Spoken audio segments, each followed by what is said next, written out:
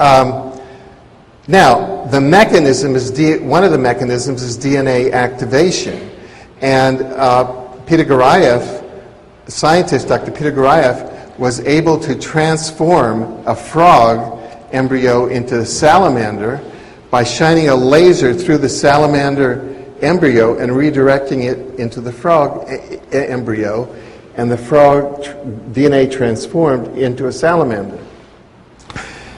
At the galactic level, that's what's occurring now.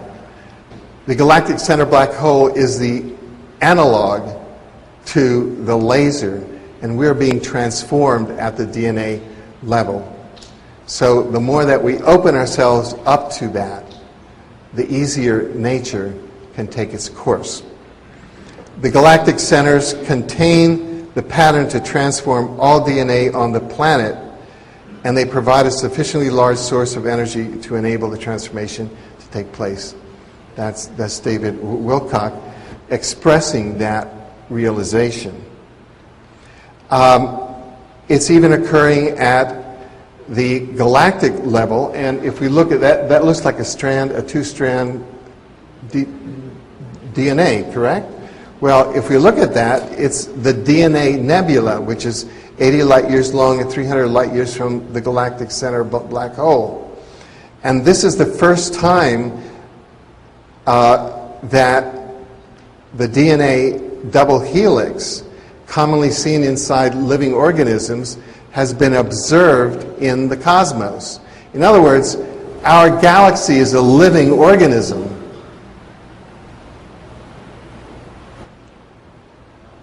So these changes are happening at the galactic level, and we can take what's called a transposition burst is a plausible mechanism by which the galactic bursts can activate our DNA, which is proved in the Garayev experiment with the laser.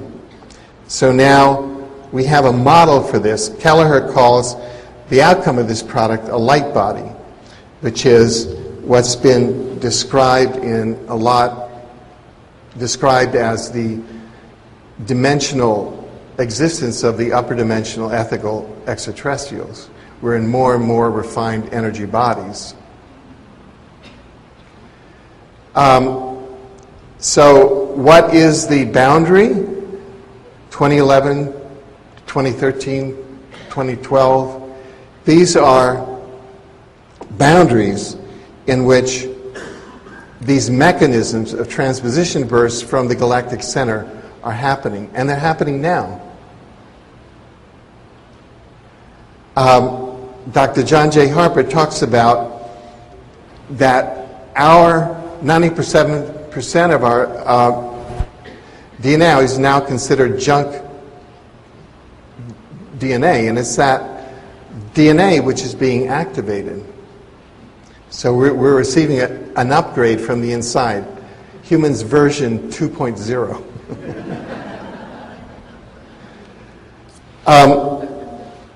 Endogenous DMT produced in our brains could also bring about what some people call a collective near-death experience that may occur. These are some of the factors that may occur.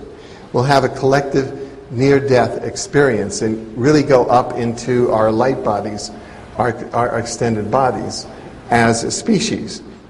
That would be an interesting one. So endogenous DMT can be posited as a purveyor of the transformed consciousness. Oh, sorry. I didn't know how much time I had. Sorry for this. Bill? Okay, I'm very sorry. We are at a little past 12:30. There's not any more time to go in any further into this. What we can do is, Alfred, you will make your presentation perhaps available to people? Yeah. So that they can follow up on the final pages? Sure. I'm not sure how far we are along. Yeah. would Sure. suggest that what we do... No, we give Alfred we're almost at the end. This is slide 53 Okay, yeah. of about 60 slides, so the bulk of the information has been transmitted, and of the insight.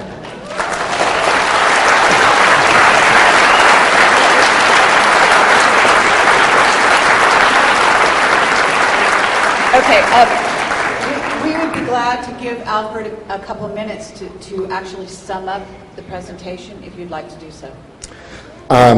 Sure. Okay. Well, that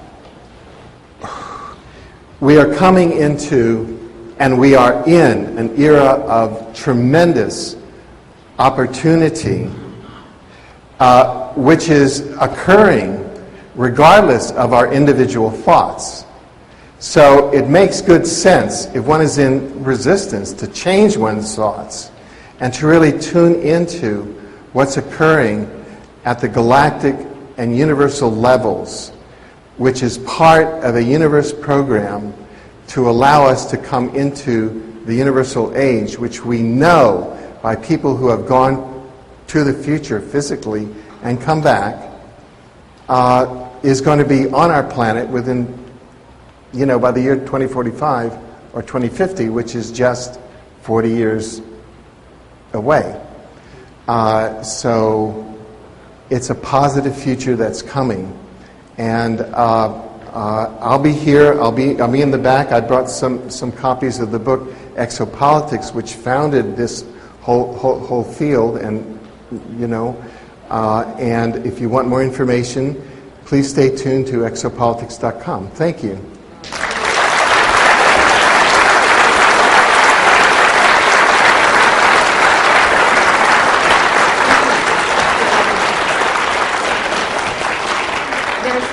Fascinating areas that could be investigated further that he's been touching on, and some of that information is available from our whistleblowers on Camelot. And we have another recent interview that talks about the galactic super wave. Paul Laviolette is the scientist responsible for that concept, and he's done a lot of investigation. We visited him in Greece and did a recent interview. We have yet to edit it. We've been so busy. But I just wanted to let you know that is the area that some of which Alfred was referring to.